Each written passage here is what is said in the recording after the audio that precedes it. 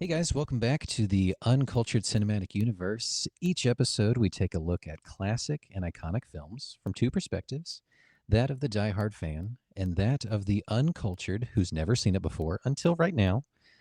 And today, we've got a very special episode for you guys. As I'm sure you've noticed, our young Joseph is out on vacation, which must be nice, right? Yeah, what else is new? And this episode, we're going to be introducing for the very first time my wife, UCU social media guru and overall content extraordinaire, Ryan. Welcome to the show. Thanks. Hi. Hello. How's it feel? A little weird. It's weird. It's real weird. But we're in our living room, We're so in our it's not living room. that bad. Yeah, the neighbors are trying to bomb us. Yeah, it's 4th of July, by the way. That's the day that we're recording this. But yeah, so as a reminder, you can watch us on YouTube or listen to us wherever you get your podcasts. Spotify, Apple Podcasts. Just search for the Uncultured Cinematic Universe. And remember to like, review, and subscribe, please. It really helps us out and gets us in front of new folks, fine folks. And look at our Instagram and like all the posts I post. All the things that Ryan does. It's Engage amazing. with me. It's a lot of fun. Engage with you, engage with us. We're the collective, Yeah. you know. Also, be sure to check us out, yes, on Instagram at UCU Podcast for all the latest happenings and the whatnot.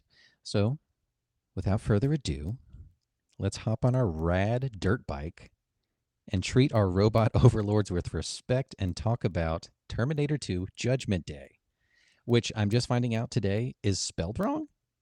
I didn't confirm. I don't like it. There's no, the first E that I think belongs there isn't there. After the G? Yes. There is no E. I Correct. missed it. I wonder if that's on purpose. I meant to look that up. It's in, like, if you look up, I looked up the soundtrack to post a thing on the Instagram. Uh-huh. It's not there. I think it's on purpose, but I don't like it. So It's probably fine. James Cameron hates E's. Well, like we talked about earlier, like maybe it's European color versus color, Yeah. you know, OUR versus OR. Cool. So, all right, we are, like we said, this is July 4th. It's a new month, July, and we wanted to jump into summer blockbusters, right? And first out the gate, we're doing Terminator. We came up with this idea, 2 days ago? Yeah. Well, when we found out Joe was on vacation. Yes, Joe We were said, like, Joe's on the moon for approximately 25 days, and we need to do something entertaining right now, in the because meantime. we can't just spin our wheels for 2 weeks while Joe's gallivanting in Barbados. Yeah. Which is where he is. Yeah. He's legitimately in Barbados. We're not jealous or bitter or anything. It's we actually have he sent us a very special video. We're not going to watch it just yet. I'm going to keep teasing it out. But we haven't seen it. We have no idea. I may live to regret not pre-screening it, but I think it's going to be. I mean, how bad could it be? How bad could it be? It's just Joe. But we miss Joe, so we're trying something new. I think the last episode we talked about, it was our 20th episode, and we were like, fuck it, let's try new stuff. Let's buck the system, and we're really trying out this like in-person thing where we're sharing the same space and kind of capturing the same vibe. Yeah, it means a lot of chords and rearranging a lot of stuff. But yeah, you can't tell, but between us there is a host of baby toys and chords and gates and madness and a dog. Yeah, a lot happening. So much stuff is happening. But all right, so back to summer blockbusters. We had previously, Joe and I had sorted out 2 other episodes that we were getting ready to do, and he throws us the curveball of being out of town for 2 weeks or whatever. And so we kind of scrambled 2 days ago. It was your idea, right? You said, let's try something, and trying to look at what truly makes a summer blockbuster, and that's big budget, big names, and big return at the box office. Really great, really fun stuff. And you had never seen Terminator 2. You had seen the first one. I've seen many of the Terminator. I feel like the Terminators are kind of like the Fasts and the Furiouses, where there's just lots of them and they can kind of go in order, but they don't have to go in order because it's a lot of blowing stuff up and there's a robot guy. Yeah, and it's a cool. giant, loose, universe. There's no Right. heart. There's some rules, but they're all kind of just loosey goosey. And if it's really important, they'll tell you 16 times. Absolutely. Yeah. Right. So when we were trying to figure out which movie we were going to watch, we were looking at a bunch of other things, and I went through a list of like top 100 of all time summer blockbusters, and like Jaws, and like of course all the Marvel movies that come out around the summertime, Avengers Endgame and all that kind of stuff, things that you had seen, and kind of digging around at some of your blind spots. You said like 90s, early 90s was kind of a big Yeah, I have a big, for a long time, I didn't really care about a movie if it didn't have a Muppet or wasn't animated. right. So, so from like the early 90s to like early mid aughts, Mm-hmm. if it had humans in it, it probably wasn't Just on my passed you radar. by. Yeah. Yeah. So when we were talking about like just the general broad brushstrokes of like, all right, so Terminator 2, have you seen it? And you're like, I've seen some. And I think there are 6 Terminator It's like movies. I'm telling you. Yeah, right. I was looking it up earlier. There's 4 sequels that follow this one, and it's bananas. I saw like part of the third one, Rise of the Machines. I think I saw that one in theater where like Arnold comes out of nowhere and like, and he's all glowy. I don't know. I don't remember. And then there was the I'm one pretty with, sure I saw that one in theater. yeah, there was one with Christian Bale in it, I don't think I've seen and I think he Terminator Rise of the Batman. I have not seen that one. that's the one where he got a lot of flack behind the scenes because he like lost his shit with like some stagehand or something, and he's like berating this person, and he like almost, this was before like hashtag cancel culture happened, but Oh. people were like dragging him on Twitter because he was treating this, I don't know, like a stage gaffer or something like that. What do you want? Yeah. He was in the shot or something like that, or he was in the way, and Oh, he was yelling at him for like, be fucking professional, something like that. I don't know. Ridiculous stuff. Anyway, there's that one. I thought you said Christian Bale, not Michael Caine. First of all, Michael Caine would never, Would never. he would never dream of speaking to someone like that. Sir Michael, is he knighted? I don't know. Is he knighted? He might be. He very well could He be. should be if he's not. Most of those older British actors are knighted just because, you know. Um, cool. All right, we've been kind of just meandering, and who knows? Who cares? All right, so It's after bedtime. We don't. It's My after brain. bedtime. I drew on some awake eyeballs. My brain's a little squishy. We're just gonna see what happens. That's right. It is 11:30 at night. Yeah. So first impressions. Let's start from the top. Actually, let's get this out of the way. When we're addressing each other, I'm not going to call you by your first name because we don't have that kind We of don't really do relationship. I'm just going to call you Nanner. What we do, Okay. short for banana or banana, whatever, that kind of thing. Nanner, what was it like to finally watch a cornerstone of modern cinema? Well, when it first started, I thought I had already seen it because apparently it starts just the same way as the first one. There's mirroring kinds of things that we Overlapping. talked about, Yeah. like he goes to a biker bar naked. Yeah, and he like, shows I up need your naked, clothes. gets Yeah. in a fight, demands somebody's clothes and motorcycle. Like, apparently that's in his programming because That's just he how. doesn't know any other way, I guess. I don't know. That's how So time at first I travel was works. like, oh no, I've already seen this. Now we got to pick something else. Turns out no. No. And then that little redheaded kid, he's always the little bastard friend I don't in know that the time actor. frame. I don't know who he is. Yeah, I don't know the actor's name. I know him from Salute Your Shorts. That's what he's from. Yeah, he was Budnick, I think makes was his name. sense. Yeah, A little Just- skeevy, redheaded, mulleted. just punk Just punk bad ass. news. Just looks like a punk ass. He does. You know, he's like the real human equivalent of Bart Simpson, I think. Yeah, he really is. Right. Yeah. Yeah. Other thoughts. This movie is such like a solid fixture in cinema. It's often regarded as like one of the best movies of all time, kind of a thing. Oh, yeah? And can we dig into that? We'll dig into that a little bit later. But just I general. mean, we finished this in very different headspaces. Yes, go ahead and share. I was laughing my crack off. I'm like, they're gonna give it. It's the claw. Like, like what are we doing? And then I look over and he's like, I did not get as attached to the Terminator. It's touching, and I'll touch on that in the theme portion of it. But like can't really remember the first time I saw this. It has just always been a fixture, Hmm. just always been there. I don't know whether it was like a rental or we owned it or something like that, but this movie came out in 1991. I was 4, I was in kindergarten. Yes. right? And so like Muppets. I wouldn't, yeah. Yeah. I wouldn't have gone to go see it in theaters because that's crazy at 4 years old. Although Although at that point, hadn't you already seen Ghost?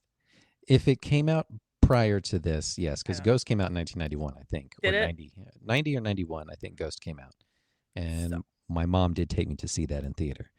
But I don't think dad or mom would have taken me to see Terminator 2. Um, but, you it's just never know. so I did see this before I saw the first Terminator. Um, saw this so many times, probably on like TBS or any of the cable channels. Um, just it was always one of those just summer fixtures that was just on. It was like this and Jaws and like Aliens was just like always on. Hmm. Um, so yeah, so I'd seen this probably more times than any other movie via cable, just just because of the sheer popularity of the movie. And it just fills me with nostalgia, which I'm sure feeds into my just gentle tear that falls at the end, because it's really touching. It's really nice, and we'll talk about it later. It is touching. He does like adopt him as a father, kind of a situation, and the kid Yeah, really loves him. And the mom like even points out at one point, she's like, "Oh, he's the father he's figure the father that figure." Like everybody I've picked up in the past however like long, sucks. they're terrible. We go to Nicaragua and play with a bunch of Guns weapons and and yeah, it's a mess. But yeah, it's wild to that I used to watch this movie as just like probably most people would of just it's a popcorn entertainment explosions left and car right kind of a movie, chases. Yeah. car chases, fight scenes, guns, all that kind of stuff. But now it's like rewatching it in 2023, it's more of a cautionary tale, and it's literally like just outside of the reach of possibility and reality, right? Yeah. It's so With relevant. AI like creeping in to steal people's took our jobs. Yeah, like definitely. like the robot. Like that's why I say please and thank you to the Alexa lady. Like All the time. we're gonna be friends. I don't want to get blowed up by the robots. No, I mean, I don't know if that was in Skynet's like programming to like people who have been nice to automated phone services or whatever like I that. We need will check spare marks and them. green stars. I want to be friends with the robots. Yeah, I want yes, kindergarten stars across the board. These people spare them from the carnage. But yeah, it's horrifying to watch this now. Of like, oh God, like a lot of these things are like real conversations that are Hmm. taking place. Um, you know, the the conversations of AI research being put on hold until we can put constraints on it because it is advancing too fast and we will reach this point. Yeah. And like, oh God, it's so weird because the first thing you notice, like as the movie starts, it's whatever month, but it's like 2029, and you're like, holy shit, that's 6 years from now. It's not even that far. Yeah. So it's bonkers to rewatch the movie now, and you know, Yeah, it in used to 91 that was oh the distant the future. We'll distant never future it'll that never could come. We never won't. happen, Come but now on. it's just like, oh, 100% that could happen. Yeah. Like it's one of those crazy things. Um, cool. So let's just hit some of these things. I know most of these you don't care about, but they're good conversation pieces, like directors and things like Oh, that. I just don't I can't remember people's names. Yeah. Well, here we go. So this movie was released July 3rd. Technically yesterday. Well, well, in a 30 couple minutes it'll be a couple days ago. yeah 32 years ago, 1991. Directed by James Cameron, the James Cameron, who loves to explore the Titanic and go underwater. Avatar, Aliens, Titanic, right? Starring Arnold Schwarzenegger, Linda Hamilton, Robert Patrick, and introducing Edward Furlong. That was the little credit. It's the kid. Oh, okay. Um, Is Robert Patrick the cop guy? yes. Okay. He's done a bunch of other things. I've seen him in like, uh, he's done a bunch of like HBO TV stuff like that. He was in like True Blood and stuff like that. I think he was in Peacemaker. I think he was Peacemaker's dad. Oh, that's the Maybe. same guy? I think so. I mean, yeah, I could see that being the same person. Yeah. It's got similar facial structure. Just, 30 years older kind of a Yeah. thing. But yeah, so this movie had a budget of between 94 and 102 million and cleaned up at the box office, and I think this is worldwide, 520 Goodness. for $1991. Yeah. I don't know what that translates to, but it's Probably a like bunch. a lot. Yeah. Probably a lot. So obviously, yeah, so with that, stacked cast and that kind of thing, with the success, this formulated, a runway for what it meant in the 90s to be a summer blockbuster smash. I don't know if like that term got like thrown around as much in the 80s. I'm sure there were some The like, term blockbuster? yeah, I'm sure there were, but like I felt like starting with this year 91 and then every subsequent year there was a definitive summer blockbuster. I can't remember what 1992 was, but like 93 was Jurassic It had Park. to be Jurassic Park. Jurassic Park, and then like 96 was like Independence Day. So like those kinds of movies, ramping up the budget, ramping up the stars, ramping up all kinds of insane SFX stuff. Well, that was back in the time too, where you had like 2 big movies per season, and then you Yeah. had to wait 16 years for them to come out on VHS, so you could watch them at home or get them on Blockbuster. Yep. So if you didn't see it in the theater, you were You had to probably wait. never going to see it. And You were a very different person by the time it came out. and you could not participate in those conversations on the playground during recess. And then one other thing for the Academy Award sweetheart of Joe, who's here in spirit, I can't wait to see this video. I can't either. We're going to do it after this because I can't put it off any longer.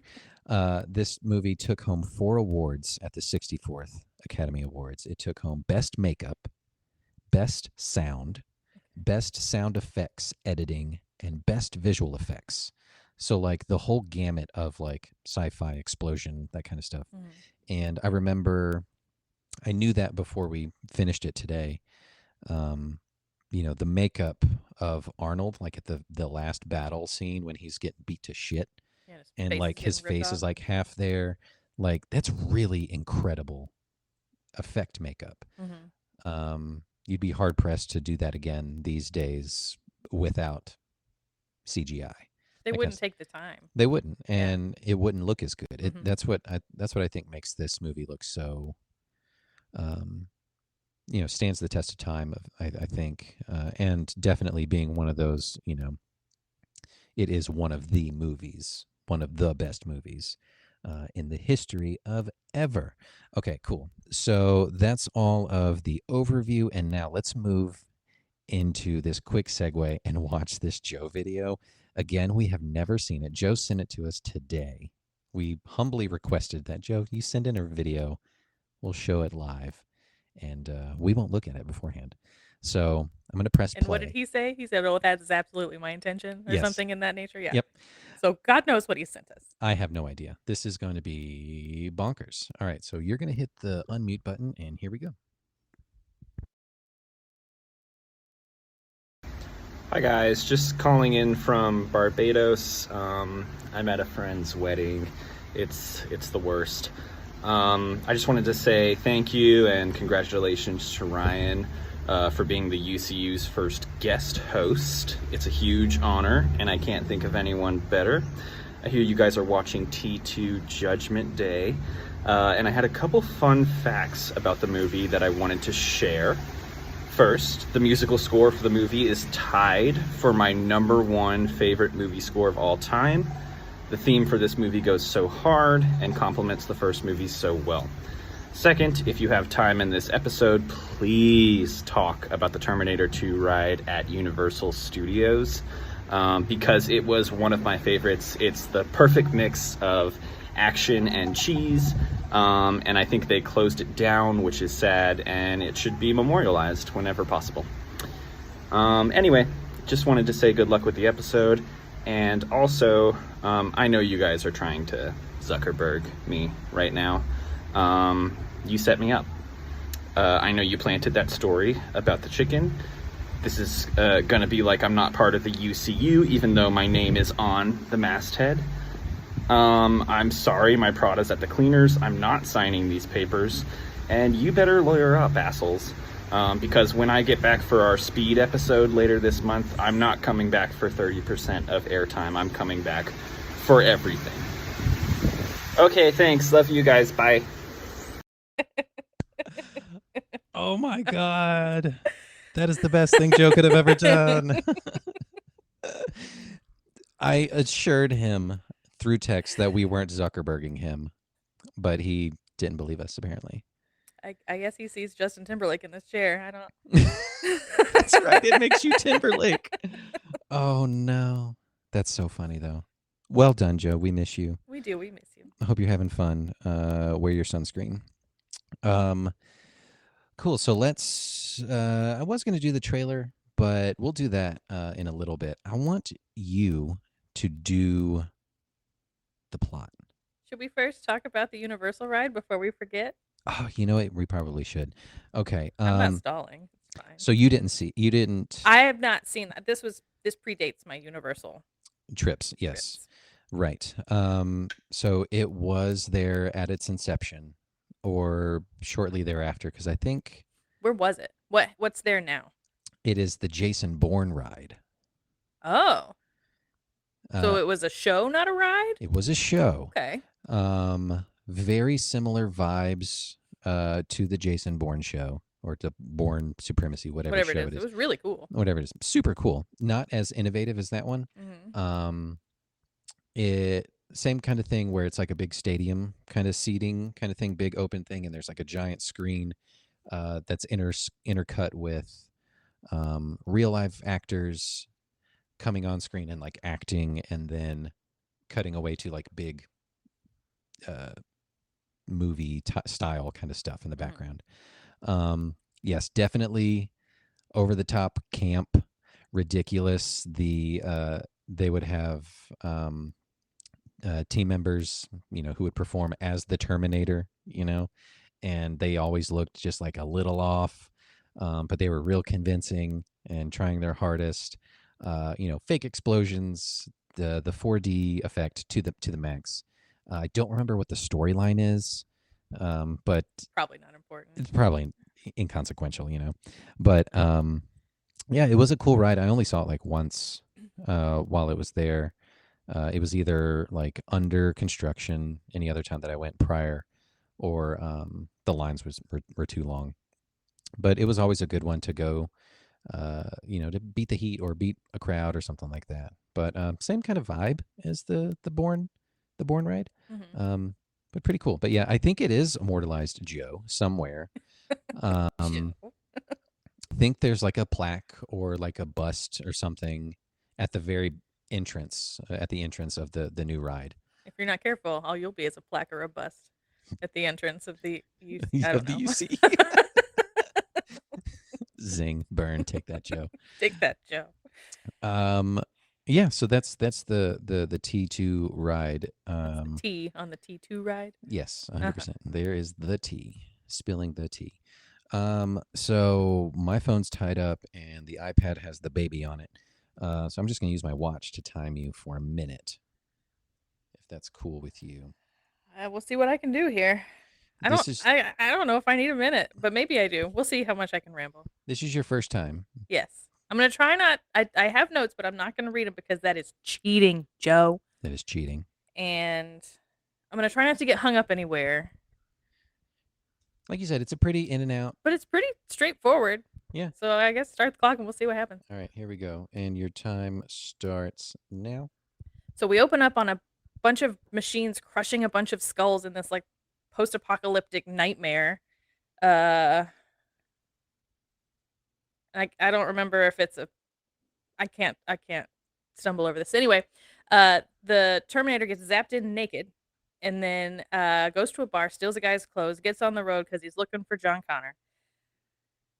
Meanwhile, another Terminator gets zapped in naked and he becomes a cop guy. So 30 there's seconds. cop guy. Okay, there's cop guy, and there's Arnold, and they go and find the kid who's off doing mischief. He's busting into ATMs, and he's at an arcade, and he's causing chaos, and he's got a foster family. Um, uh, there's a lot of car chases. They go to get his mom out of the nut house where she's getting ripped. Eventually Arnold and John and Sarah all team up and go get weapons, and then a lot of stuff blows up, and Arnold dies in the dip. Dip. That's stressful, and I didn't like it. Yeah, it is stressful. It's a lot. Without the visual element of knowing how much time you're taking, that is difficult. But you got there. I mean, essentially, he shows up, they blow up a bunch of shit, and then he goes away, and hopefully the robots don't take over the world. Yeah, maybe they did, and I think they were supposed to like reroute history, obviously. That was the idea. Or the future. They were Yeah. supposed to. First, I mean, like without taking into consideration, the obvious giant gaping plot holes or whatever, the butterfly effect of just going back in time anyway, just kind of fucking with everything. Murdering everybody and blowing shit up. Yeah, isn't going to change the course of the future anyway, right? I have seen that movie. The Butterfly Effect? Yeah. With Cooch, Ashton. with the Cooch. Yeah, great movie. Where were we going with that? Oh, so yeah, so they rewrote the future, right, by destroying the evidence from the first movie, which was the hand and the chip. And they blew up the guy. That wasn't their intention eventually, but they blew up the guy that was going to do it. Oh, that's right. He was going to be like, no, I'll just quit and destroy all the evidence. I'll help you blow it up. And then he blowed up too. He done blowed up. Gruesome, horrifying way to die. But really cool scene. But yeah, so hopefully already just the future's good. By that There's regard, so 7 more movies after that, so there's no telling. I don't think it worked. Which I'm really curious about, because I only saw the third one once, but like barely. Like I wasn't really paying attention to it. It was just like on in the background, and I didn't see any of the other ones, so I have no idea how they pick up the pieces from the very close tied with a bow ending of this movie. The guy who would have done it is in a million pieces. All the evidence is in a vat. Mm-hmm. Like, what more do you want? I think maybe Dyson's kid, instead of making vacuums, thinks that he needs to pick up his dad's legacy. He forgets he needs to suck up his dad's legacy. He needs to suck up his dad's legacy. Never lose suction. And he's like, Dad would have wanted me to make the robots. And he doesn't remember that the robots came back and said, please don't make the robots.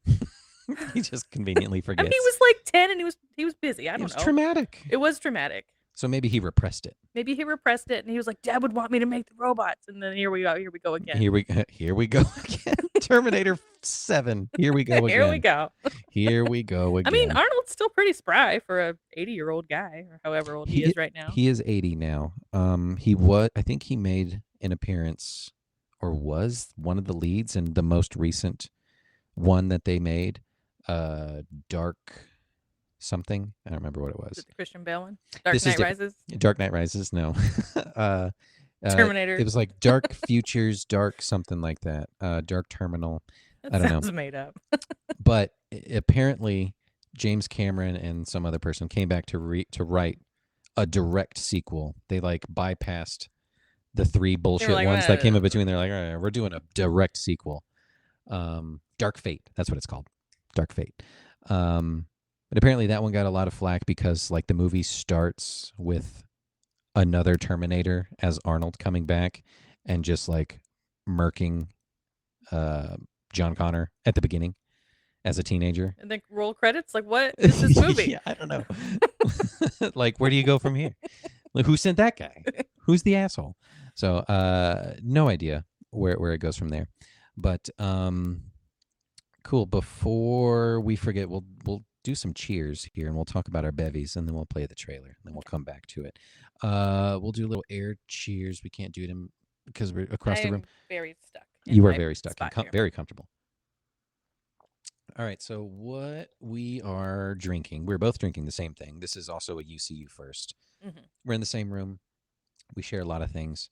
Um, and I couldn't come up with a second drink. You kind of already planted the idea in my head um, of making something like this, and it's actually quite delicious. It is delicious. So I was inspired by the final scene where, and I like, I don't know, the final scene where he is in the vat and he's like, I'm dying, but then he gives a thumbs up. Yeah. And I could not believe that you were crying because I was dying.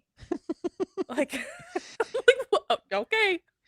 It's so good. It's all good or whatever. However, Arnold sounds. It's such a good ending to me, and we'll talk about that later. But yes, so that scene you were inspired by to make this beverage. You wanted something red, and I thought Fireball would be a good starting point. Yes, Fireball whiskey. So you mentioned that before we put the baby to bed, and I was like, all right, I'm gonna make our cocktails, and I just threw in a whole bunch of shit. So this is 2 ounces of Fireball, an ounce of pineapple juice, and an ounce of cranberry juice, and half an ounce of grenadine to make it just like really, really red. And it's delicious. It's delish, yeah. Yeah. So based on the scene that you're talking about, and we're gonna dub it. What is it? Molten lava thumbs up. I think we'll call it that. Molten lava thumbs up. I think that's what we're gonna go with. Okay. Yeah, it's good. It's a little fiery. It's sweet. Mm-hmm. But yeah, overall, it's real good. That's our cocktail. Great. Let's look at the trailer. I haven't watched this one either, but let's check it out. Joe shows up in this one. I'm gonna die. Joe, yeah, I'm gonna riot.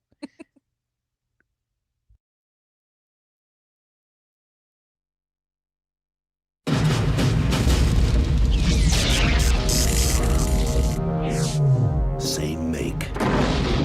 These were taken at the West Highland Police Station, 1984. You were there. Same model. These were taken today. You have to let me see my son. He's in great danger. New mission. Once, he was programmed to destroy the future. You don't know what it's like to try to kill one of these things. Now, his mission... Get down. ...is to protect it. Mom! Come with me if you want to live. You're really real. His loyalty is to a child. Who sent you? You did. 35 years from now. And his enemy... He's a Terminator like you, right? Not like me. ...is the deadliest machine ever built. Can it be destroyed? Unknown. This time, there are two. Terminator 2. You just can't go around killing people. Why? If you thought you had seen it all, look again. Stay down! Go! Now! We gotta stick together!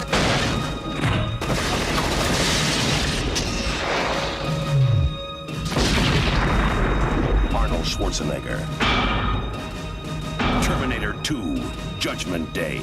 This time, he's back. For good. Trust me.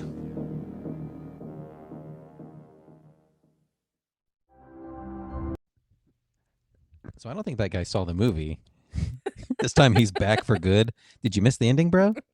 He's not back for good. He has to make thumbs up though. He has to make the ultimate sacrifice with his molten lava thumbs up. And for what? For why? Well, because we know there's a bunch more movies. Yeah, right. It's all for naught. It's all for naught. And like Rise of the Machines didn't come out until like 2006 or something like that. Like they couldn't just let it lie forever. They had to reawaken the franchise. I hate Hollywood so much. Cool. So I wanted to talk about what makes this movie a blockbuster, and I kind of touched on some of these. It's a super stacked cast. Arnold was the action star of the time.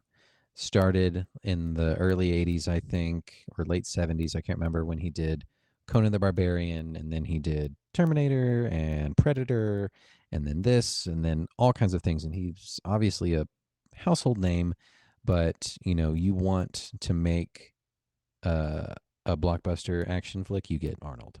I mean, despite my aversion to movies with humans in them, I have seen most of Arnold's catalog. Minnie and Arnold. It's strange. Yeah. Not on purpose. I don't know. I mean, he makes good movies. He does. It's a good time. It's a good time whenever Arnold's involved. Linda Hamilton was making a name for herself, obviously from the first one in 1984, and then just cementing herself as just being a superb badass. Robert Patrick brought that insane, like, perfect, like, characterization of just like a cold, lifeless robot. He plays a good robot, especially his entrance. He's very like, yeah, without being like too like beep, beep, beep, beep, yeah, without doing the robot. Yeah, he's very robotic. Yeah, and emotionless, super dead-eyed. Yeah, you can totally tell. And then Edward Furlong was just like the coolest kid. I remember, being young and watching this for the first several times or whatever, and just being like, I want long hair that's just in my face all the time because that just looks so cool. From his mama. Yeah, who just was looking through bangs. Like, girl, how do you see like that? It's just you can't. Insane amount of explosions, and it was giving Tropic Thunder. It was so much just for the sake. Yeah, just a car flips over. So many things happening. And then also, like, this dirt bike must have been supercharged to outrun, what was it, a tow truck that the cop guy stole? Well, I mean, him and Budnick were working on it in the garage at the beginning of the movie. So they were turning the turbo up to 11. And that's how they did it. But yeah, the set pieces and the sequences, like you can when you think of like the plot of this movie and you're trying to remember, like, all right, what happens? How do you get from point A to point B? You're kind of just taken from action set piece to action set piece. And they're all iconic. They all have been mimicked in multiple different ways and explored in so many other movies. But like the mall confrontation scene is where Arnold shows up with his box of roses. I've seen that emulated before. Yeah, so cool. And no one in the mall gives a fuck. They don't. They're not panicked. They're not even. They're just going about their shopping. It's so bizarre. Yeah, gunshots and siren, like, it's bonkers. It's insane. Like, why aren't they more panicked? And like the guy that's getting shot isn't dying. He's just exploding in these giant silver holes of. Yeah, shouldn't people be more panicked by this? Which was really cool. It makes sense that they got the nom or actual award for visual. Yeah, like they deserved it. That was really, and I even said so while we were watching. That was really, really cool. And I bet they were super proud of that, especially for the time. Yeah, super, super cool stuff. So you go from the mall chase or the mall confrontation showdown to immediately the highway chase, which what you're talking about with the dirt bike and the Mack truck, tow truck, and Arnold on his Harley. Mm-hmm. Such a cool scene on the causeway or whatever that. It's like that in drainage. That drainage gutter thing. I've seen that in a few movies too. It happens. You haven't seen Grease, right? In Grease, they do a drag race in it. Yeah. Not drag race. Not the fun kind. Yeah. No, very different. But yeah, like that's such a cool use of like the space and the city. You don't have to do it on a highway and all that kind of stuff. Yeah, there don't have to be a lot of people around. It's kind of oppressive because the walls are all around you. Yeah, it is very oppressive. Enclosed. Yeah, it feels very tense. It definitely plays into it. You go from that to the mental institute escape, which is super awesome for its own different reasons. She's slipping into madness, you can kind of see, but like also the staff that works there is also like incredibly shitty. The licky guy obviously gets his comeuppance. But that whole scene is awesome. He deserved what he got. He definitely did. And then some. Then you go to the Dyson home invasion, which is where you get a whole lot of plot and story there, and then the Cyberdyne building, which is just explosion after explosion. It's made of glass. Yes. The whole building's made of glass. And every cop in the state showed up. And it's just the cops, like SWAT team, national. There was no time. There was no time. Just send every cop ever and give them all shotguns to point at a 8-story building. Nobody go in the building. Just point your Just shotgun. Point your at it. shotgun at the giant glass building. We don't know what we think they're on that floor, but we don't really know. Well, Luckily, they had a helicopter, Thank God that helicopter. but they came. had to. Otherwise, the movie would have ended because then we wouldn't have had the next chase scene. That's right. Then you get the helicopter chase, which is so cool. And again, thinking back to 1991, and a lot of that stuff, every single scene is done practically. They really flew a helicopter under a bridge. Bananas. Which is, I can't remember the exact quote or whatever, but there's tons of behind the scenes stuff with this movie. And the stunt guy who flew that only had like a margin of error of feet on each side, like a couple feet. And if you just tip the rotor one time, that whole thing that's an actual real explosion. That's a real explosion. Yeah. And it's much smaller than what would be portrayed. But like all of those still wouldn't be a good time. Yeah, like going under the bridge and then almost coming to one, flying over it, like super cool scene. And then of course the final battle in the steel mill. Steel mill. Super awesome. Love that so much. But yeah, this movie set the precedent for 90s summer blockbusters. It was super successful and acted as the blueprint for years to follow. Paved the way for CGI in a bunch of ways. A lot of the liquid metal scenes, like, hold up. They don't look quite as shitty as I thought they would have for 1991. It was really impressive, especially considering the technology of the time. Yeah, like I can't imagine how long that took to render any of those scenes. You said it was how many millions of dollars? I mean, I bet a big part of the budget 100 was million. 100 million total, but like to pay Arnold and do all the explosions and blow everything up. Every single thing up. Crazy. But one thing that we figured out and we found was the practical use of twins. That's right. You did find that out. So such a cool thing. Like the cop guy that was drinking coffee before the T-1000 murdered him. Oh, he's the he's just like a security He's like guard. a sheriff guy. He was a twin. So for like the few seconds that he's on camera with, you think it's CGI. It's not. It's a whole nother person. I thought it was, one of those scenes where they just shoot one half and then layer on the other side. Yeah. Nope, that was his brother. So smart. 2 twins. Genius. Twins, Basil. Very cool. And then didn't you say that Sarah's a twin? Sarah Connor's a twin? That's right. Linda Hamilton has a twin sister, and I think she shows up at the end. At the end where the T-1000's trying to trick John. Yeah, Even and though poses. Mom told him 1,000 times, I will never, ever, don't come back for me. Dummy. Yeah. Don't you listen to me. Don't listen to Mom. Mom don't know best. T-1000 knows best. Apparently. This movie was the most expensive movie of its time at that point, which 100 million, like you sneeze at that, any movie that you can make these days. And then, of course, so many iconic lines, and they're all Arnold's.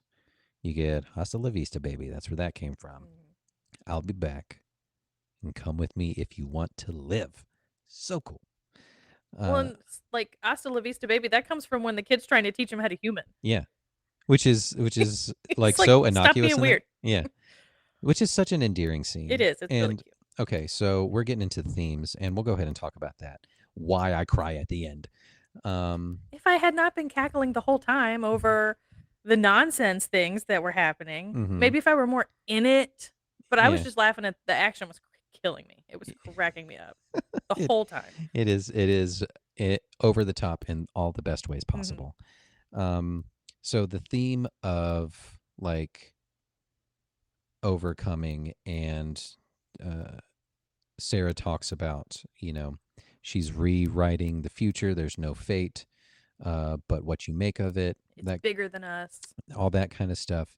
And then the thing she's talking about when she's carving that before she has her nightmare, which is super disturbing and that was horrifying. Yeah. So graphic. Right. But, she's talking about the machine, the T-800,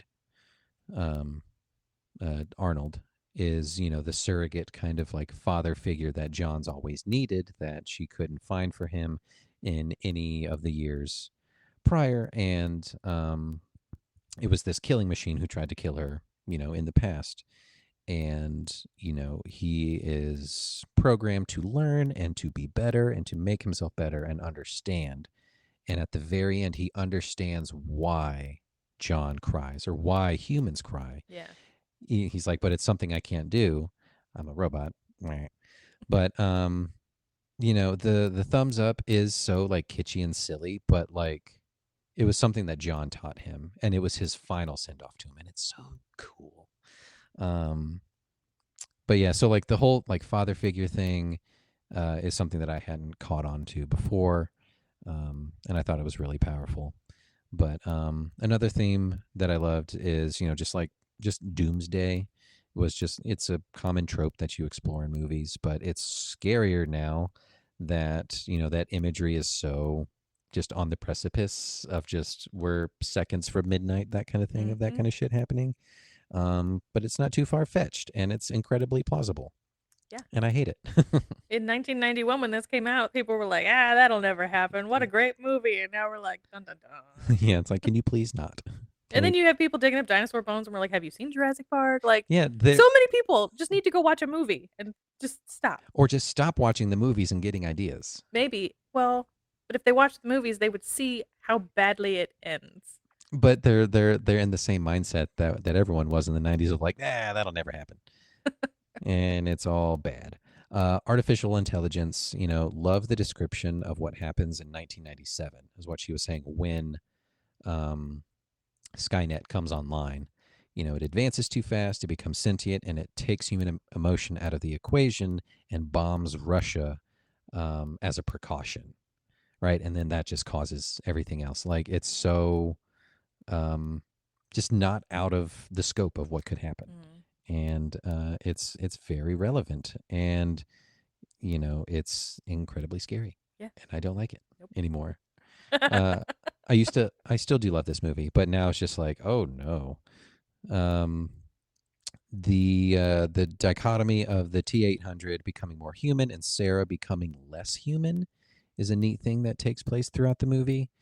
She kind of gains back her humanity at the end, but she is very cold and calculating and so focused on rewriting the future that she's so just like, especially when she bails to go kill Dyson. Yeah, she's such just like a shit mother to John when they first like reconcile and they're in the car and they're escaping the mental hospital.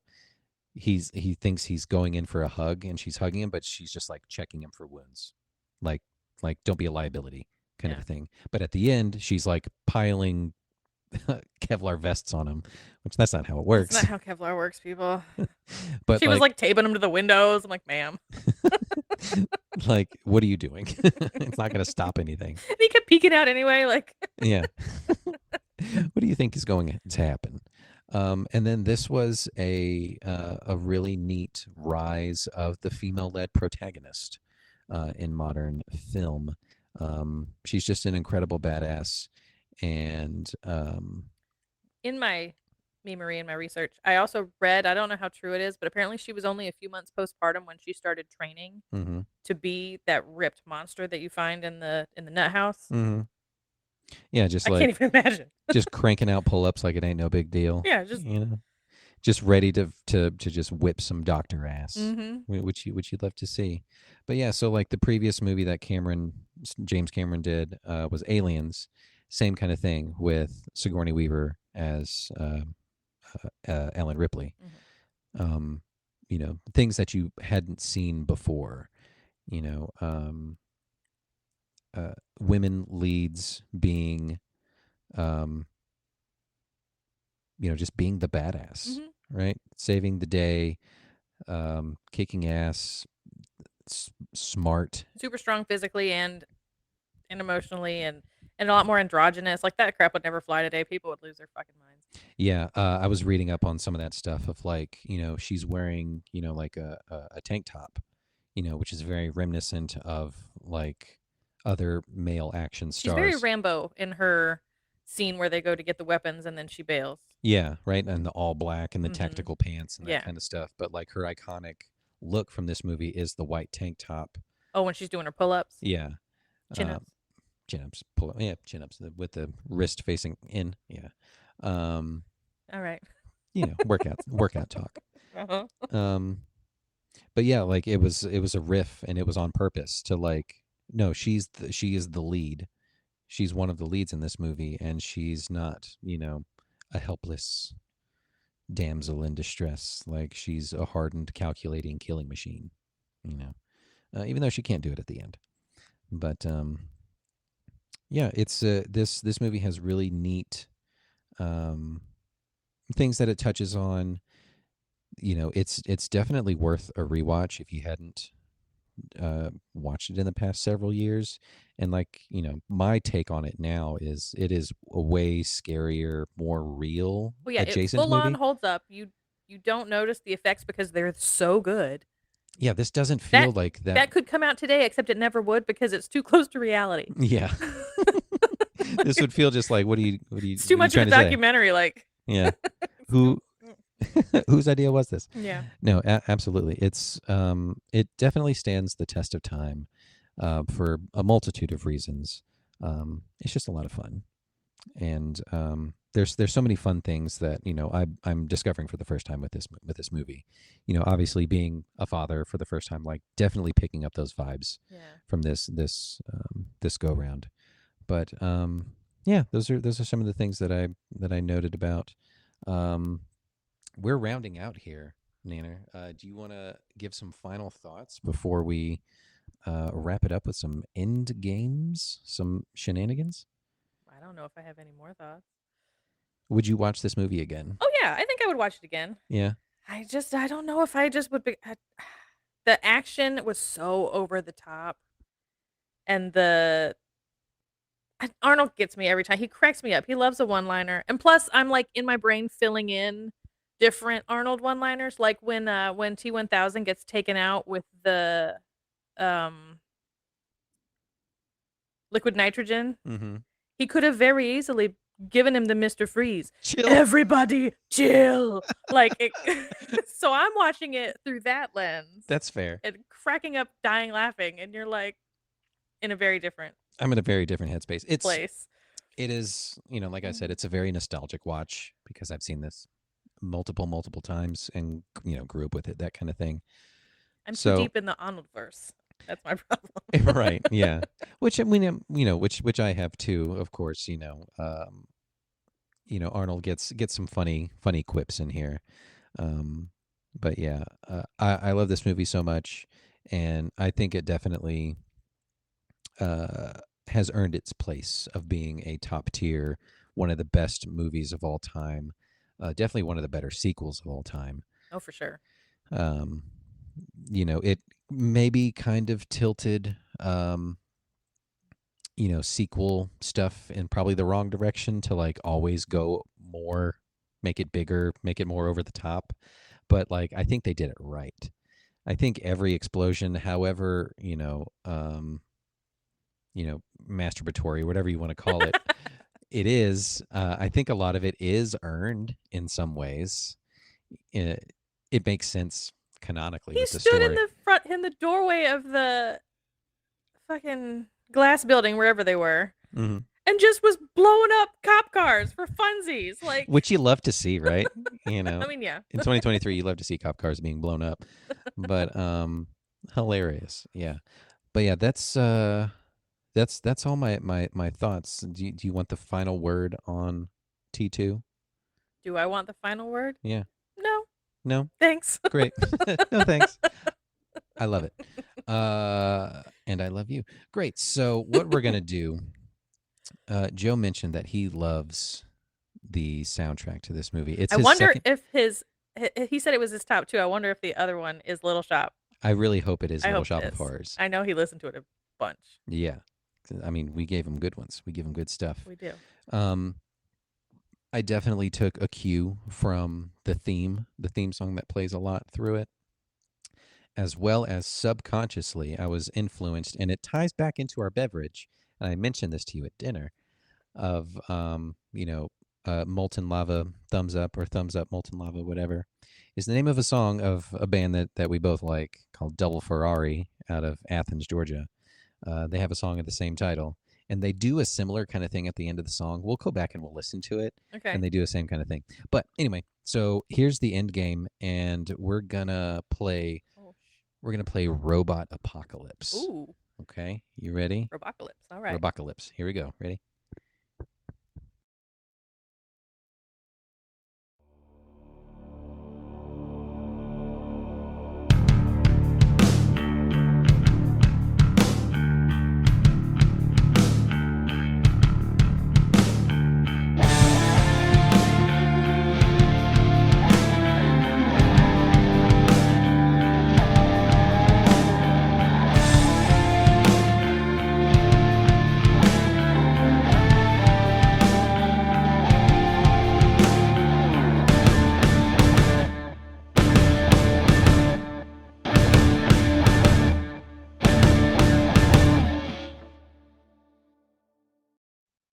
A lot of Robin Williams robots. Yeah. He loves a robot. Great stuff. So we're going to be playing Robot Apocalypse. I can't wait to find out what this is. This is a game centered around famous pop culture robots. Okay. There are 10 questions. Uh-huh. It's not multiple choice. All right. So it's just, I tried to make them pretty approachable. Not too obscure or anything like that. So this is just general pop culture robots. There's a bunch. So I'm going to give you just a general description, and you just tell me which robot I'm talking about. Oh, great. Okay. Cool. All right. There's 10. I'm really good at names, so this should be really This is easy for fun. me. This is so much fun. Hooray. Hooray. All right. Number 1. The last robot left on Earth. Name. Oh, it's Wally. Me. God damn it. You got it. Ding, Yep. ding, ding. Waste allocation, load lifter, Earth class. Oh. Wally. Do you know his girlfriend? Is she on this list? She's not on this Okay. list. Eva. Yeah, took her off. Well, no, they're robots, so they're non-binary. that's right. Get it right.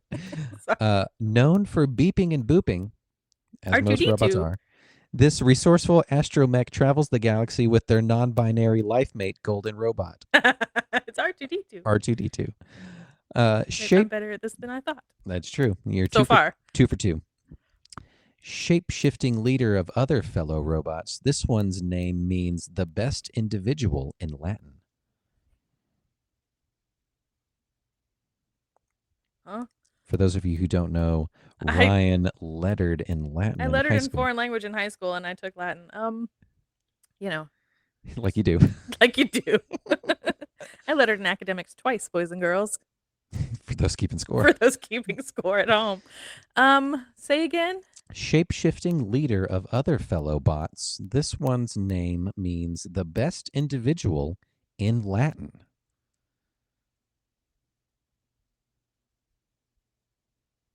I have no idea. So if you were going to say, like something is the best, Like Magna other or other things. Laude. I don't know. If something is the best, would you say it's optimal?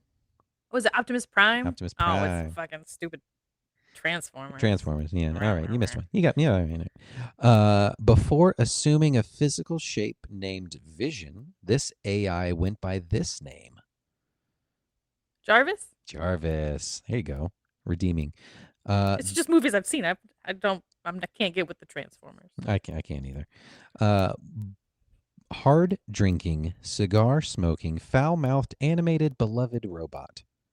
Bender. I can't remember Bender's full name. It's like Hernandez or something like that. It's Bender Hernandez.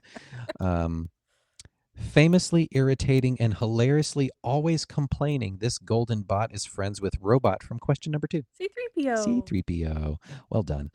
Inflatable healthcare robot superhero friend. Baymax. Baymax. There we go. You've only missed one so far. Cartoons, man. Adorned in crayon decorated cardboard, Cartman assumes this robot persona in order to blackmail Butters. I've seen that episode. It's like the something 3000. He's like the friend bot or something. Yeah, it's close. It's well, not even close. It's Osimo. Oh, He is. and he Osimo. winds up having to go to like Butters' grandma's house. It's really funny. Oh yeah, and then I read the whole description of this episode, and it's. Oh, have you never seen it? No, I have. Yeah, it's hilarious. I forgot that all of that happened. Like He's like, oh man. Hollywood like kidnaps him and like exploits him to write movies, and all of them He have was Rob just trying to Schneider or fuck no with have Four Butters. Adam Sandler. Okay, and then another one, Adam Sandler. It's great. I mean, that's kind of what happened in real life. It's true. All right, number 9. One of the oldest bots in a fictional LARP park. This bot starts out simple and sweet, then later questions the nature of their reality, and all hell breaks Oh, loose. I don't know her name, but she's the blonde lady from the Western Robot Park. Uh-huh. um, She's got an old-fashioned name. I can't remember her name, but I can see her face. And like D- in the Dolores. beginning of her Dolores, in the beginning of her simulation, she like drops an onion or an apple or something Uh-huh. every time. I know who you're talking about. I'm just Oh, bad I at know. names. Oh, I know. What Westworld Westworld. Robot Simulation Park. Yeah, there you go. It's a LARP park, yeah. Yeah. Last question. When I think LARP, I think like fairies and Right, Leap not- Lorped and the Floopty Doos. Yeah, not like gunslinging robot cowboys. Last question. The arch nemesis of the fastest blue hedgehog you've ever seen. Dr. Robotnik. Here it is. So you missed. I got an 80. You got an 80. Well, I missed 2, right? you missed 3. I missed 3. What was the third one? South Park. You Oh, missed I couldn't that think one. of You it. missed All Awesome right, World. okay. But I knew what you. I'm just bad at names. I know. It's partial credit. I got 90% if I could remember names of things. You did well, though. Yeah. You did really go. That was fun. That was Robot Apocalypse. Robocalypse. Robocalypse. That's what I should have called it. We'll put it on the gram. Put it on the gram. Oh, yeah. You'll have a fun time with that on the stories, just doing all the screen grabs and stuff. Great. Nana, we just did Terminator I did a 2, podcast. and you did a podcast. Very first UCU guest host. Thoughts of Wasn't the plan. This was not the plan. This was a very last minute plan 2 days ago. But how's it feel being on the podcast finally? I will have a lot less to say when we listen back. Maybe not. I don't know. Oh, I should have said this. Oh, I should have said that. Yeah. Yeah. Oh, you probably won't want to listen back. You'll probably. I will listen. Okay, It'll great. be fine. It'll be fine. You did great. I won't watch, no, but I will listen. Oh, yeah, that's fine. Everyone else will watch instead. So yeah, so that brings the end of the episode. Don't forget to like, review, and subscribe. Check us out on Instagram at UCU Podcast for any new fun. It's a good time. It's a great time. It's well worth your while. And Joe returns, makes his triumphant return, sunburn and all, next week, I think. He probably won't be sunburned. He's got pretty brown skin like you have. It's true, he does. His Italian? Jonathan will be quite sunburned, I would have to imagine. He is quite pale, yes. So that'll be hilarious. But yeah, we're going to do this again next week sometime, and that's when we're going to be talking about speed. It's going to be so much fun, and then we'll let Joe tease out his episode that we'll do at the end of the month. It is a left turn. It is a hard left turn, but it is. It's going to be fun too, though. It is a blockbuster. It meets the criteria. It meets the criteria. I don't know how many gratuitous explosions there will be, but it is a blockbuster. Period. It happens. Great. So that, everybody, has been the Uncultured Cinematic Universe from the House of Nanner. The Nanner Manor. The Nanner Manor is where we live. Thanks for stopping by. Check us out later, and we'll catch everyone on the flippy flip.